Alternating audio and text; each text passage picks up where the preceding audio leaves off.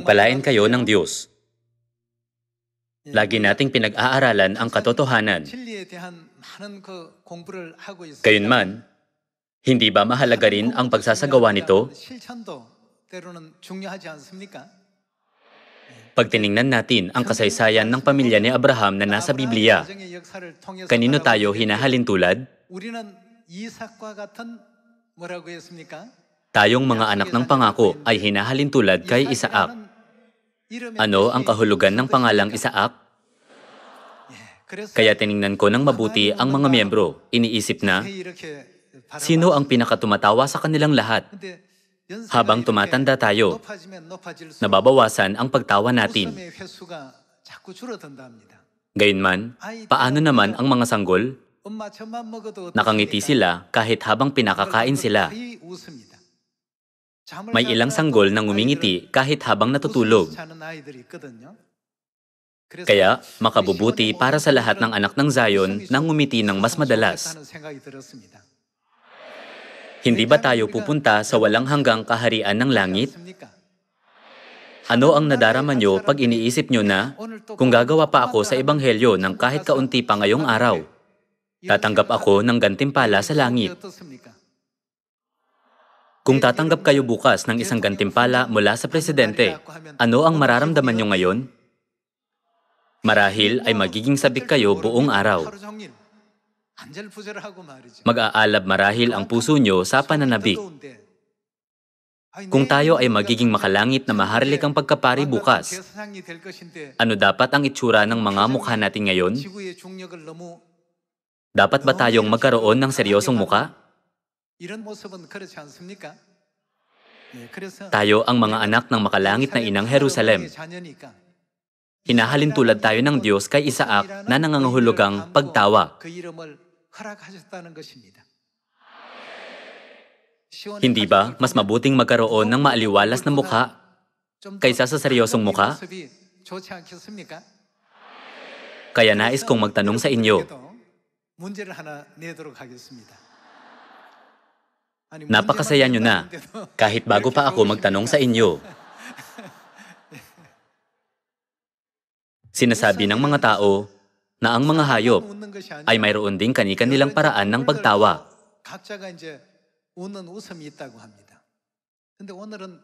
Dahil hinalin tulad ng Diyos ang mga manggagawa ng ebanghelyo sa mga baka, hayaan niyong itanong ko sa inyo ang patungkol sa pagtawa ng mga baka.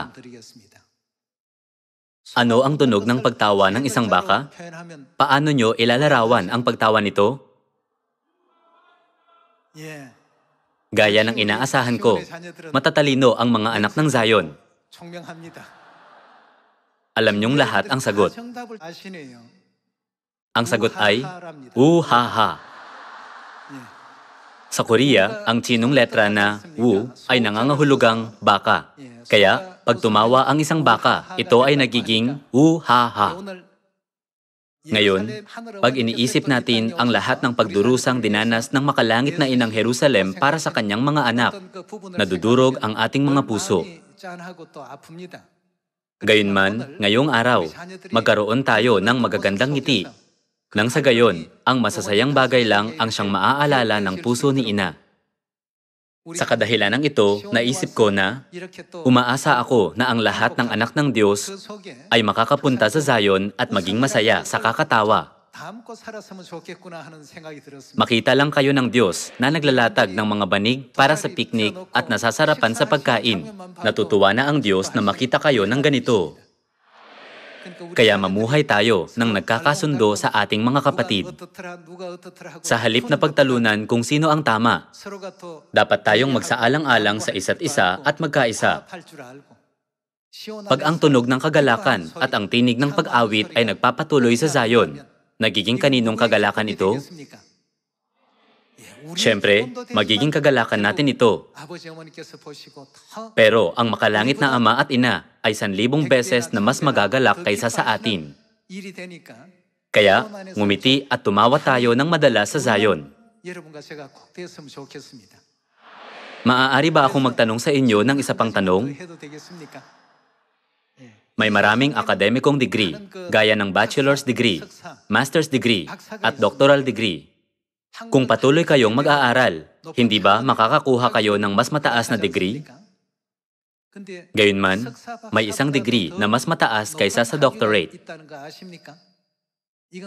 Ito ay matatagpuan lang sa Korea. May nakakaalam ba ng tungkol sa degree na ito?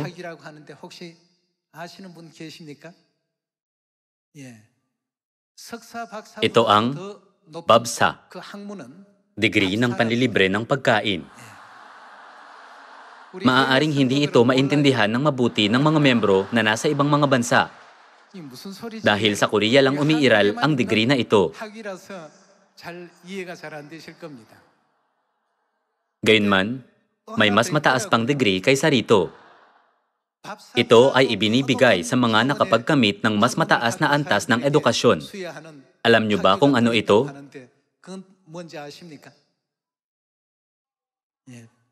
Ito ang kamsa, degree ng pagpapasalamat. Ang kamsa ay ibinibigay sa mga nakapagkamit ng mas mataas na antas ng edukasyon.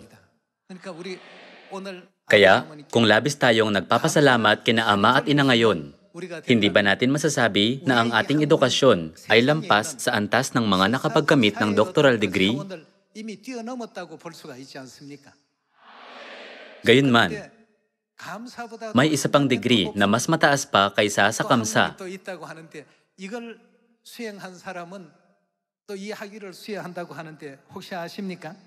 Ito ang ginagawa natin sa lahat ng oras. Ito ang 봉사, degree ng paglilingkod. Hindi ba natin pinaglilingkuran ang mga tao sa iba't ibang mga paraan, gaya ng pagtuturo sa kanila ng salita ng Diyos at paghahatid sa kanila ng mga ngiti? At gayon din, may voluntaryong serbisyo para sa paglilinis ng kapaligiran. Ang degree ng paglilingkod na 봉사 ay ibinibigay sa mga taong iniisip muna ang iba. Ang mga tao ay may mga master's degree o doctoral degree, pero mayroon tayong mas mataas na degree kaysa sa kanila. Babsa, degree ng panlilibre ng pagkain. Kamsa, degree ng pagpapasalamat. At 봉사, degree ng paglilingkod. Hindi ba natin masasabi na ang mga anak ng Diyos ay namumukod-tangi sa mundo? Ngayon, nais kong makita kung gaano kayo kadalas nang ngumingiti at tumatawa tulad ni Isaac. Ngayon, dapat niyong alisin ang lahat ng masasamang damdamin at mga di pagkakaunawaan na mayroon kayo sa ibang mga miyembro. Saan tayo papasok sa nalalapit na hinaharap? Hindi naman sa papalangit tayo at magtatrabaho lang doon bilang janitor, tama? Tayo ay magiging isang maharlikang pagkapari. Kung makakatanggap tayo ng gantimpala mula sa gobyerno bukas, labis tayong masasabik ngayong gabi. Kaya, pag iniisip natin ang walang hanggang gantimpala sa kaharian ng langit, dapat na lagi tayong maging masigla at masaya.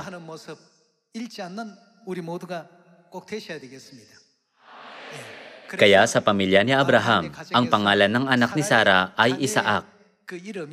Kaya naman, hindi natin dapat na maiwala ang ating mga ngiti habang isinasapamuhay natin ang ating mga buhay, kundi sikaping mapanatili ang ating mga ngiti. Ngayong araw, nabasa ko ang isang maikling artikulo sa internet. Ito ay tungkol sa utak ng isang tao. Iniisip ng mga tao na magsisimulang pumurol ang utak ng isang tao pag umabot na sila sa edad na 30 pataas. Gayunman, hindi ito totoo. Nabigla ako nang nabasa ko ang bahagi ng artikulo na nagsasabing, ang teoryang ito ay mali. Sinabi pa sa artikulo na, pag mas pinagsanay ang ating mga utak, magkakaroon ng mas maraming pagbabago sa loob ng sistema nito. Matanda man o bata, dapat kang magsikap ng husto at maging aktibo sa lahat ng bagay. Pagkatapos, magiging mas mahusay ka sa isang partikular na gawain. Nabasa ko ito sa internet ng saglit. Kaya tumawa tayo ng mas madalas. Habang tumatanda tayo, nababawasan na ang ating pagngiti. Kung ngingiti tayo ng isang beses, 2 beses, o ng 3 beses, madalas na tayong ngingiti. Dapat na masanay tayo sa pagngiti. Sa halip na magmukhang malungkot, na gaya ng isang taong papaimpyerno, magkaroon tayo ng maaliwalas na muka na gaya ng isang taong papalangit. Isipin natin na, bukas, pag pumalangit ako, ipapagaspas ko ang aking mga pakpak at lilipad ako sa buong sansinukob. Dahil anak ako ng Diyos, ako ay magiging isang maharlikang pagkapari. Dapat tayong magalak araw-araw, iniisip ang langit. Paano ko malulutas ang problemang ito bukas? Bakit kayo nag-aalala patungkol dito? Sinabi ng Diyos na ang bukas ang mag-aalala sa kanyang sarili. Mga kapatid, ang bukas ang mag-aalala sa kanyang sarili. Ibinigay sa atin ni Jesus ang mga salitang ito. Huwag niyo masyadong alalahanin ang bukas. Sa halip, dapat tayong magalak dahil papalangit tayo at dahil nasa ilalim tayo ng pag-ibig ng makalangit na Ama at Ina.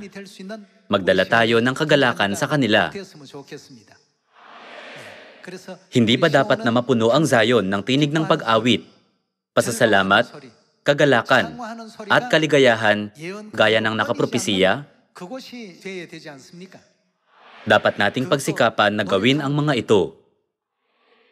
Ang ating mga utak ay dapat na masanay sa mga tamang paraan. Pag nagsimula kayong mag-aral ng paglalaro ng pingpong, maaaring mahirapan kayo sa simula at hindi nyo matamaan ng tama ang bola. Gayunman, kung magsasanay kayo kahit 1,000 beses, masasanay kayo sa paglalaro nito. Bubuti ang inyong postura at magagawa niyong tamaan ang bola at makontrol ang direksyon nito. Pareho ito sa ating mga utak. Kaya sa halip na tumawa lang gamit ang ating mga bibig nagsasabing, "Wuhaha," pasayahin natin ang ating mga utak. Aking utak, may magandang mangyayari sa iyo ngayon at papalangit ka bukas. Tunay itong kahanga-hanga. Wala na roong kamatayan, ni pagdadalamhati, ni kirotman. Dahil pupunta tayo sa isang napakagandang lugar. Dapat ba tayong sumimangot o magkaroon ng seryosong mukha? Ano ang pangalan natin? Ang pangalan natin ay Isaac. Ang ibig sabihin ng Isaac ay pagtawa. Pakiusap, patuloy na sabihin sa inyong utak na kayo ay papalangit. Dapat nating ibigay ang senyalis na ito sa ating utak para maisip nito na, tama, papalangit ako. Mamumuhay ako ng isang kamanghamanghang buhay roon. Magiging wala lang ang buhay sa lupang ito. Hindi ba pumarito sa lupa ang makalangit na Ama at Ina para ibigay sa atin ang pag-asang ito? Ituon ninyo ang inyong pag-iisip sa mga bagay na nasa itaas, hindi sa mga bagay na nasa ibabaw ng lupa. Lagi nila itong binibigyang diin. Ngayon, sa katunayan, pag-aaralan natin ang katotohanan tungkol sa arkitekto ng buhay. Sino ang arkitekto ng buhay?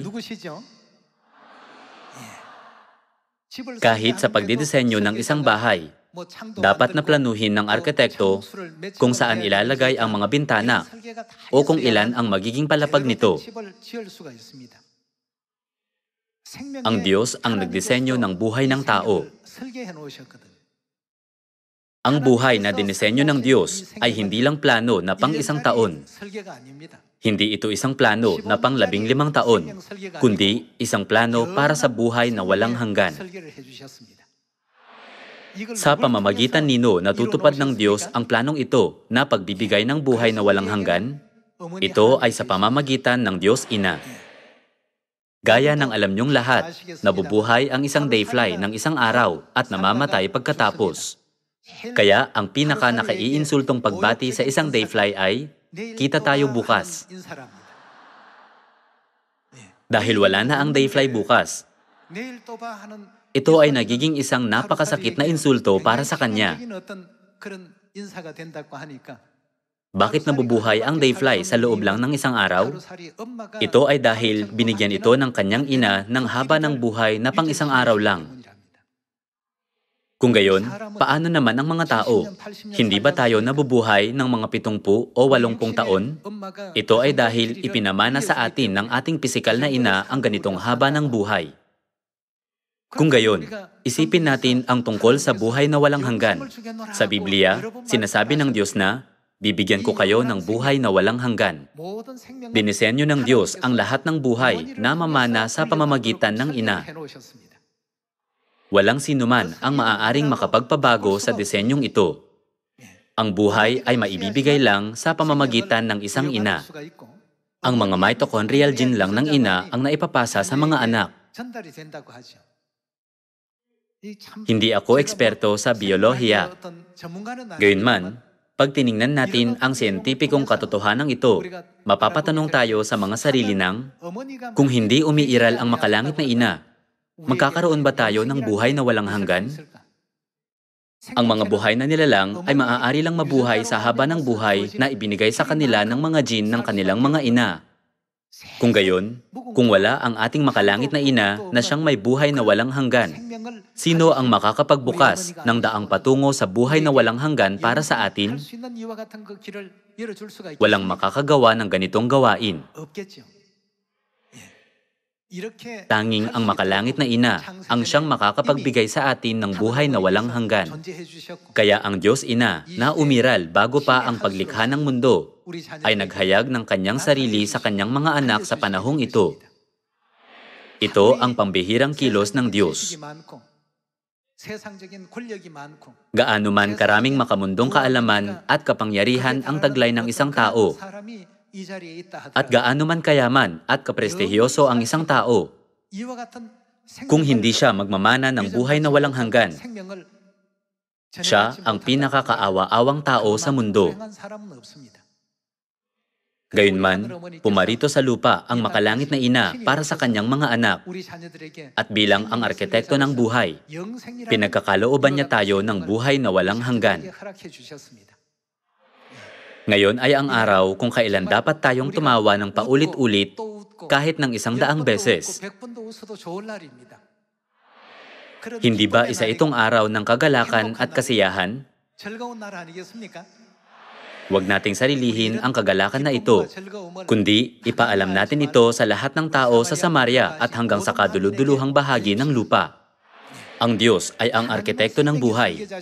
Kung nais niyong matanggap ang buhay na walang hanggan, hindi ba dapat kayong maniwala sa Diyos Ina? Ito ay dahil tanging ang Diyos ang may buhay na walang hanggan. Pakiusap, tanungin sila ng, kilala niyo ba ang Diyos Ina? Sasagot sila ng, hindi namin siya kilala. Pagkatapos, maaari niyong sabihin sa kanila na, kung hindi niyo kilala ang Diyos Ina, hindi kayo mabubuhay magpakailanman ni Papalangit. Nais nyo bang matuto mula sa amin? Pagkatapos, sasabihin nila na, o sige, kung sasabihan nyo sila ng, mag-aral kayo at magpabautismo, magpapabautismo sila. Kung sasabihan nyo sila ng, mangaral kayo, masipag silang mangangaral at mamumuhay alinsunod sa lahat ng katuruan ni na Ama at Ina. Sa ganitong paraan, akayin natin silang lahat. Nariyan lang sila sa labas ngayon. Huwag magdahilan, nagsasabing, hindi ko ito magagawa dahil dito o doon. Ang mga mata ng pag-aalinlangan ay nakakakita ng mga hadlang, pero ang mga mata ng pananampalataya ay nakakakita ng daan. Ngayon ay ang araw kung kailan pumarito sa lupa ang makalangit na ina na handang magsakripisyo ng sarili para sa kanyang mga anak. Pero para sa atin, binuksan ang pinagpalang daan. Dahil pumarito sa lupa sina Ama at Ina na mga arkitekto ng buhay, matatanggap natin ang buhay na walang hanggan at magagawang pumalangit. Sa araw na ito, nagbibigay ako ng walang hanggang pasasalamat, luwalhati, karangalan at papuri sa makalangit na inang bagong Jerusalem. Mga kapatid, hindi ba nais niyong lahat na bigyang lugod ang makalangit na ina? Una sa lahat, dapat tayong magalak at maging masaya. Ipahayag natin ang pagpapasalamat sa isa't isa at isaalang-alang ang isa't isa. Nang sa gayon, ang tinig ng pag-awit ay hindi kailanman titigil sa Zion. Umaasa na nakatanggap kayo ng maraming biyaya. Nais kong tapusin ang sermon ngayon. Maraming salamat.